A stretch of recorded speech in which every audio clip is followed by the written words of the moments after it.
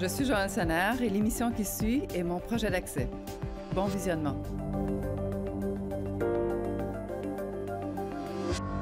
Aujourd'hui, à Samarge-Doc. Le cancer du sein, l'activité physique et ses bienfaits pour les femmes qui en sont atteintes, même l'hiver.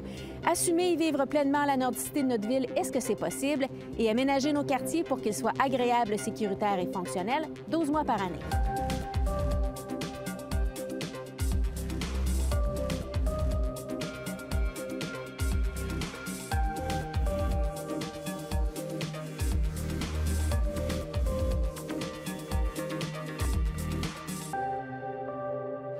Alors, je suis Joëlle Sonnard, je suis présidente de Québec Armes. Québec Armes, c'est un regroupement de citoyens et d'experts qui vise à faire connaître l'importance de la forêt urbaine dans nos villes.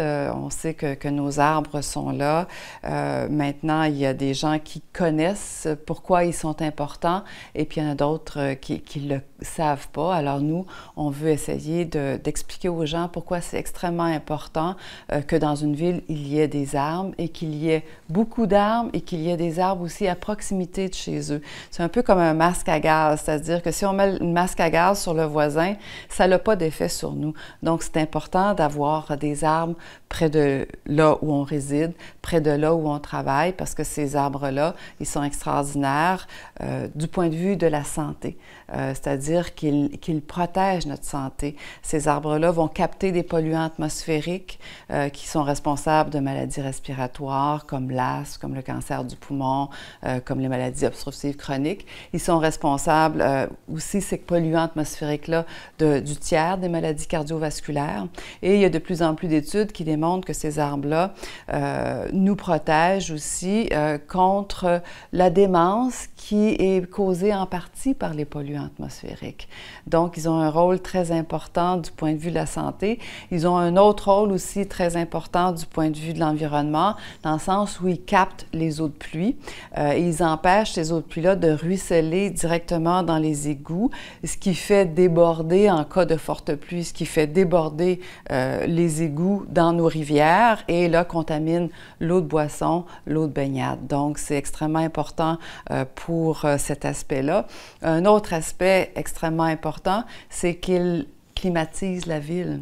C'est-à-dire que quand on est dans un parc, par exemple, la température peut être de 10 degrés plus basse que dans un endroit très minéralisé. Pensez à un terrain de stationnement, par exemple, autour de Place de la Capitale, par exemple, ou de Place Sainte-Foy, ou de tout autre grand terrain de stationnement que vous pouvez imaginer, ou même des quartiers où il n'y a pas d'arbres. Il y a des quartiers dans Québec où il y a très peu d'arbres, comme Saint-Jean-Baptiste. Donc, la température, elle grimpe et on sait que nous, en tant que Québécois, on n'est pas très habitués à la chaleur. Donc, quand il y a une canicule qui arrive, ça prend 6 semaines avant que notre corps s'adapte. Donc, dans les 6 semaines de la canicule, pour ceux qui ont déjà des problèmes de santé ou qui sont des bébés ou des petits-enfants ou des personnes âgées, bien, ils ont de la difficulté à s'adapter à ces changements de température-là et les arbres permettent d'abaisser la température, donc de protéger la santé de ces gens-là. Donc, on voit qu'ils sont extrêmement importants et il y a tellement de rôles là, de ces arbres-là. Par exemple, un auquel on ne pense pas, c'est que les rues qui sont encadrées d'arbres, ces arbres-là forment une espèce de couronne au-dessus de la rue et aussi un effet de resserrement de la rue. Ça fait en sorte que les automobilistes y ralentissent spontanément. Ouais. Hein, par rapport à la même rue sans arbres, ça n'a pas cet effet d'encadrement-là. Donc, les gens voient moins d'obstacles, leur cerveau perçoit moins d'obstacles et ils ont tendance à aller plus vite. Alors, du point de vue sécurité, c'est extrêmement important là, dans nos quartiers résidentiels et aux abords des traverses piétonnières. C'est une très belle entrée en matière que vous avez fait. Merci beaucoup. J'aimerais qu'on revienne un petit peu en arrière, par exemple. Québec Arbre, ça a été fondé quand? C'est un organisme? Québec Arbre, c'est un organisme sans statut légal. C'est un organisme qui est né spontanément de regroupement de citoyens et d'experts en foresterie, mais aussi d'experts dans d'autres domaines pour, comme je vous ai dit, pour éduquer, sensibiliser et intervenir dans la sphère publique municipale pour demander la protection des arbres, pour demander aussi qu'on plante plus d'arbres dans les quartiers où il y en a moins. Donc, c'est un organisme qui va intervenir sur la place publique lorsqu'il y a des arbres qu'on juge remarquables ou intéressants ou importants, ou aussi des milieux naturels comme des boisés urbains qui sont menacés par un développement immobilier ou une mauvaise intervention, disons-le, de ce côté-là. C'est un organisme qui intervient aussi lors des consultations publiques, donc consultations publiques sur la vision de l'arbre, par exemple ici à Québec, sur le schéma d'aménagement de l'agglomération de Québec, dernièrement, nous sommes intervenus sur un changement de zonage local pour tenter de protéger un petit boisé qui est minuscule, mais qui est magnifique, puis qui est surtout tellement bien situé parce qu'il est dans une zone qui est fortement minéralisée, une espèce de mer de stationnement. Mais ce boisé-là, il est à proximité de l'école Rochebelle. Ouais. Il est à proximité de 2 garderies et ces étudiants-là et ces enfants-là le fréquentent à tous les jours, ce boisé-là. On sait qu'un boisé comme ça, pour les enfants, c'est extrêmement important parce que ça les apaise. Donc, les enfants qui souffrent de TDAH, donc de troubles de déficit d'attention et d'hyperactivité, c'est leur dose nature et ça permet même de diminuer la dose de médicaments qu'on donne à ces enfants-là. Aussi, pour les étudiants, ça diminue leur niveau de stress. Et il y a des études qui démontrent que ça augmente leur performance scolaire, leur taux de réussite, et ça diminue aussi les comportements agressifs ou les comportements déviants chez certains étudiants. Donc, c'est extrêmement important, et surtout ce petit boisé-là, parce qu'il est situé là, exactement à côté de cette école-là, où il y a 3500 étudiants, de ces 2 garderies-là qui ont à peu près une centaine d'enfants, mais aussi parce qu'il est situé à côté de l'autoroute Henri IV. Ouais. Et on parlait des polluants atmosphériques tout à l'heure. C'est un bel écran pour capter ces polluants-là. Les arbres urbains captent 24% des polluants atmosphériques. Donc, lui, il est vraiment à côté d'une source extrêmement importante de polluants atmosphériques parce que le transport automobile est responsable de 62% des émissions de polluants dans nos villes québécoises. Donc, c'est une position extrêmement stratégique. Donc, c'est extrêmement important de le protéger parce que quand on regarde alentour, il n'y en a pas d'autres petits boisés là, dans ce secteur-là. Alors, ce que je comprends de votre organisme, c'est que c'est tous des bénévoles qui sont mis ensemble pour protéger les îlots d'arbres qui sont encore existants dans le territoire. C'est ça, les îlots d'arbres, mais aussi les arbres isolés, parce que ces arbres isolés-là, ils sont extrêmement importants parce que ceux-là, ils sont vraiment à proximité des résidences, là.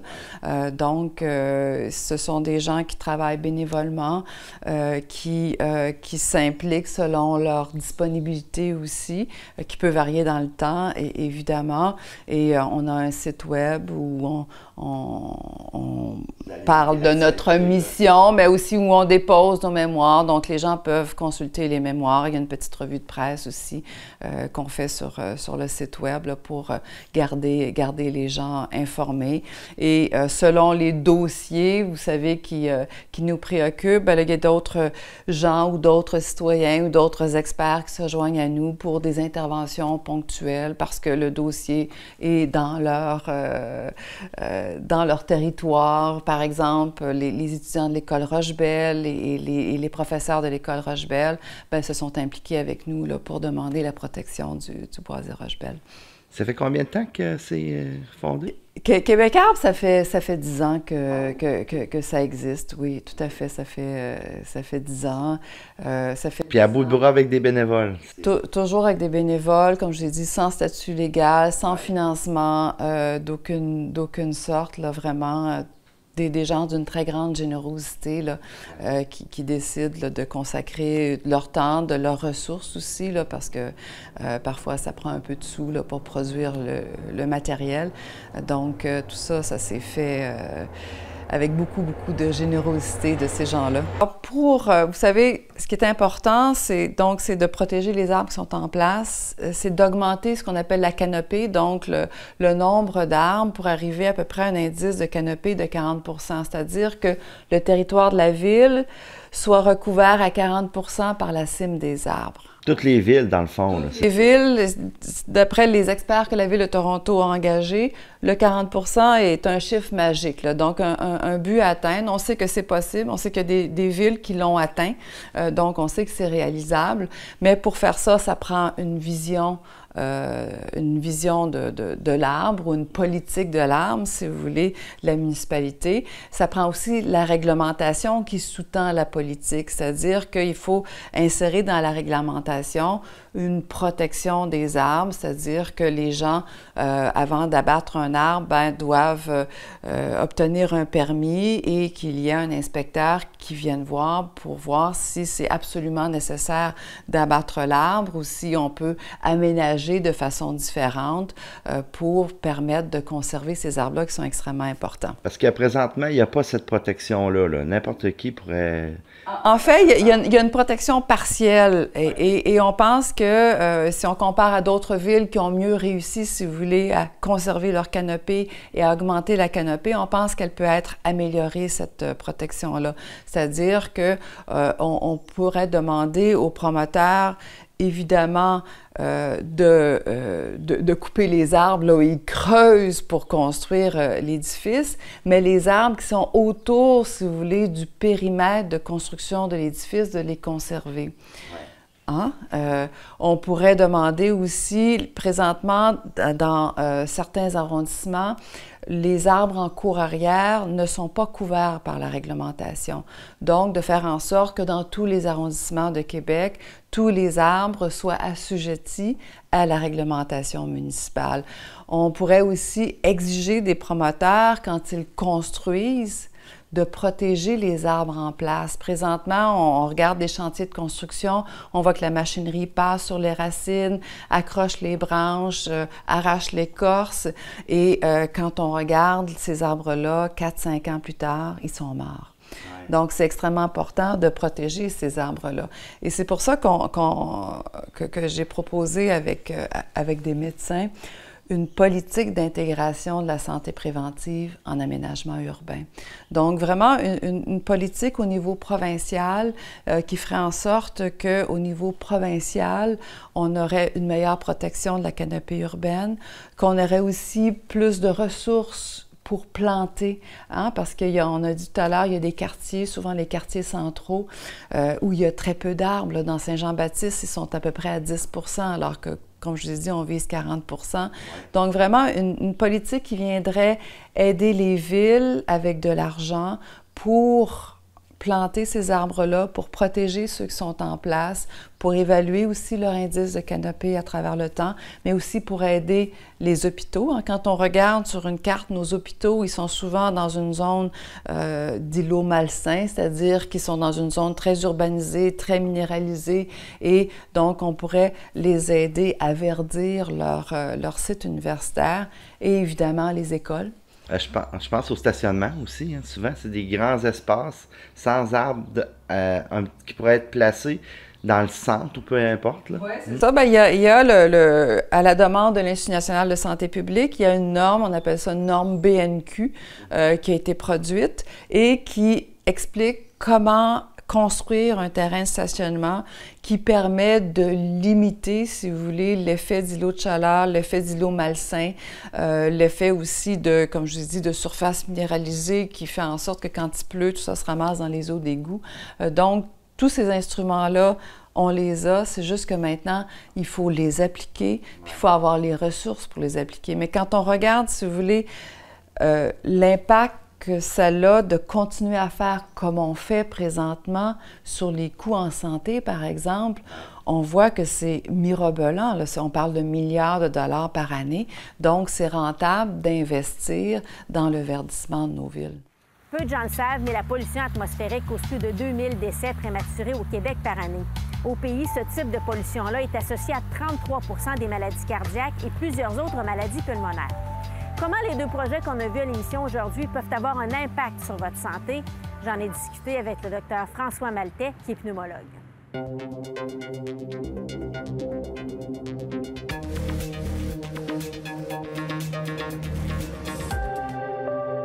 Donc, Samarjoc, c'est un projet qui vise à éduquer, à sensibiliser la population sur justement l'importance du verdissement urbain et de la mobilité durable, parce que l'un ne va pas sans l'autre, c'est-à-dire que, vous savez, 50% de la surface de nos villes est occupée par l'auto.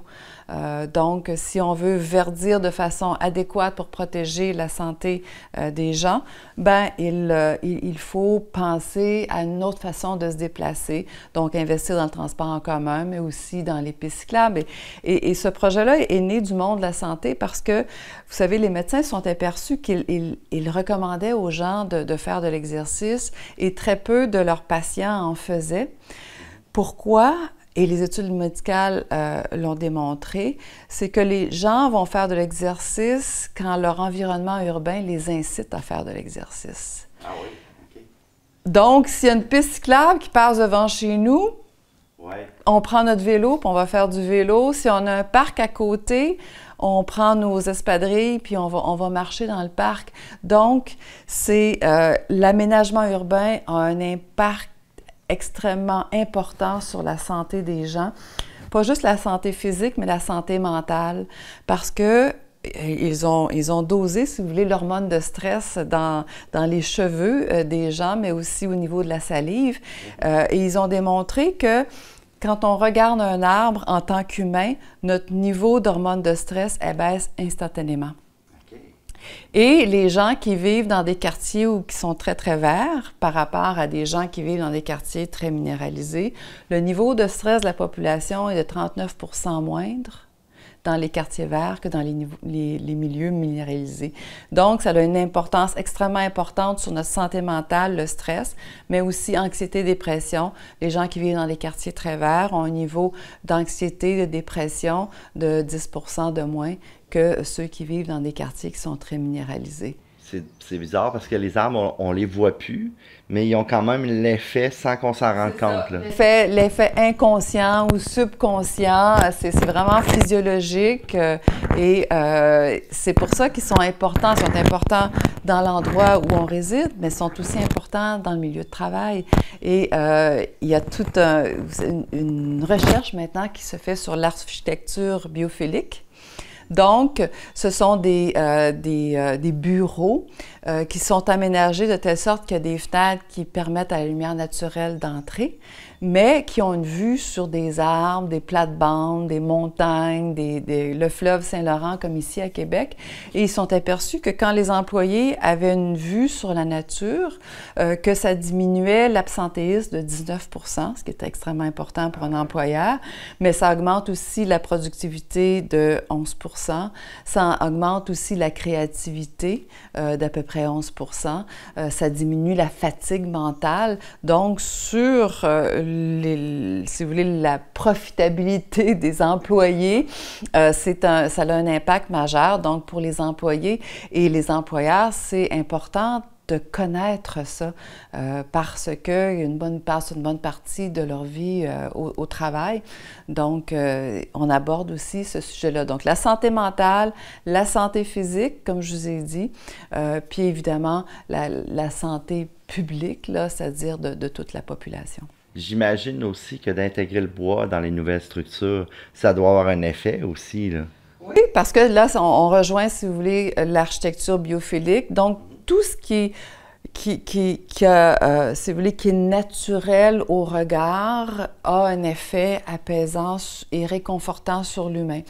Donc, le bois est un matériau naturel et il y a des études qui démontrent que quand on intègre du bois dans notre aménagement intérieur, ça a un effet positif là, sur la santé mentale des employés. Je reviens un petit peu sur le projet Samarjoc, mais beaucoup d'ailleurs sur le projet. J'ai vu que vous faisiez entre autres des activités de groupe.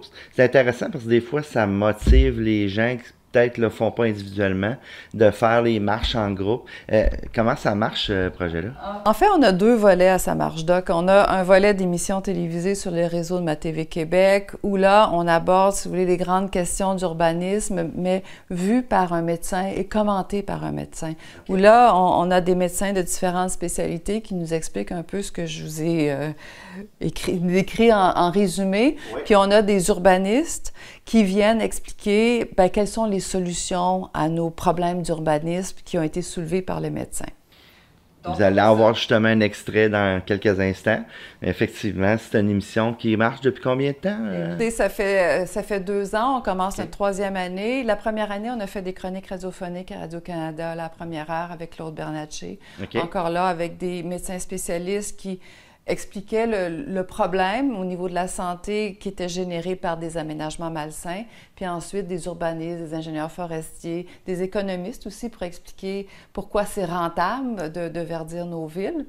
Et donc, ça, c'est le premier volet. Le deuxième volet, ce sont des marches avec un médecin. Donc, à chaque fin de semaine, on organise une marche le samedi matin, 30 minutes, c'est gratuit, c'est ouvert à tout le monde et on a un médecin qui change à chaque fin de semaine. On se déplace d'une fin de semaine à l'autre dans différents quartiers de Québec, Lévis, mais aussi dans d'autres villes de la capitale nationale et de Chaudière-Appalaches. Et là, on invite les gens à venir marcher avec nous, beau temps, mauvais temps. Et notre médecin hôte explique aux gens un lien entre la santé et l'aménagement urbain. Et ça, on marche 30 minutes en bonne compagnie et on explique aux gens que c'est important de marcher beau temps, mauvais temps. C'est important de marcher à longueur d'année parce que les médecins, encore là, s'aperçoivent que leurs patients marchent plus l'été. Oui. Hein? Mais que l'hiver, les gens deviennent casaniers et puis là, je dis, ils entrent en hibernation jusqu'au printemps suivant, alors que c'est important de faire de l'exercice, pas juste quand on est malade, mais aussi pour se garder en forme et justement empêcher qu'on devienne malade, parce que la marche, ça protège, contre l'obésité, contre le diabète, l'hypertension. Donc, ça a aussi beaucoup d'effets bénéfiques, là, parce que ça génère des hormones qui sont synonymes de bien-être. Donc, on invite les gens à venir marcher l'hiver, puis on leur explique aussi que bien habillé, que même à -20, que c'est agréable, et puis qu'en bonne compagnie, vous savez, 30 minutes de marche, là, ça passe en un éclair, là, puis c'est terminé, là, et c'est ce que les médecins recommandent, 30 minutes de marche 5 fois par semaine. Donc, on leur, si vous voulez, on leur présente les conditions pour qu'ils puissent être en santé, puis on leur explique que ce qui est important, c'est que dans leur quartier, il y ait ces aménagements-là qui leur permettent de faire de l'activité physique. Donc, des trottoirs qui sont déneigés l'hiver, qui sont sablés pour éviter les chutes. Des parcs aussi qui ont des sentiers entretenus. Il y a beaucoup de parcs dans notre ville qui sont, si vous voulez, accessibles l'été, mais l'hiver, quand on arrive là, les sentiers ne sont pas battus, ne sont pas déneigés. Les services aussi sont fermés, c'est-à-dire que les toilettes sont barrées, on n'a pas accès. Donc, c'est ça, on essaie d'expliquer aux gens que c'est important dans leur quartier d'avoir un aménagement qui les incite à aller faire de l'activité physique, Puis en sortant de chez eux, ben, ils rencontrent d'autres personnes. Donc, ils sortent aussi de leur isolement social, qui est un problème maintenant dans la société, parce qu'il y a environ 30 des gens qui vivent seuls, là. Puis ce que je mentionnais tantôt aussi, c'est l'aspect aussi qu'on peut jaser avec le médecin, on peut jaser avec l'invité. C'est intéressant durant la marche, là. Oui, oui, non, tout à fait. Là, je veux dire, il y a des gens qui ont une consultation gratuite pour eux. Et puis, tout ça, ça se fait dans une très grande convivialité. Et puis, les médecins qui viennent animer les marches sont vraiment extraordinaires, là. Je veux dire, ce sont des gens qui, vous savez, qui ont souvent une semaine très chargée, pour ne pas dire surchargée, parce qu'on a beaucoup aussi de médecins spécialistes là, qui viennent à nos marches, mais ils prennent sur leur temps personnel, de façon bénévole. Ils viennent souvent avec leur famille, leurs enfants, leurs conjoints, conjointes, et puis ils sont disponibles pour les gens pour répondre à leurs questions. Alors, j'espère que les gens ont aimé ça. De toute façon, vous pouvez aller consulter Québec Arbre, Ça marche doc. Vous avez 2 beaux sites Internet qui sont très bien documentés. Exactement. québecarme.org, samarchedoc.org, et puis toute l'information, elle est là. Pour Ça marche doc, la programmation, nous, on recommence justement à l'automne la programmation des marches, la programmation des émissions de télévision, qui vont avoir une formule un peu différente cette année, là, parce que ça va s'appeler Ma vie sans mon auto. OK. Donc, ça va être un genre de docu-réalité où des familles vont accepter de remettre les clés de leur auto pendant 2 mois et de se tourner vers les transports collectifs, les transports actifs, communautaux. Un sujet d'actualité. Un sujet d'actualité, et on va expliquer comment le verdissement urbain et la mobilité durable, nos aménagements urbains, peut faciliter, si vous voulez, cette décision-là, et comment c'est bon pour la santé, parce que toujours, on va avoir un médecin spécialiste en fin d'émission qui va expliquer comment c'est bon pour la santé. Un gros merci, Mme Elsner. C'était vraiment très passionnant. Merci. Merci.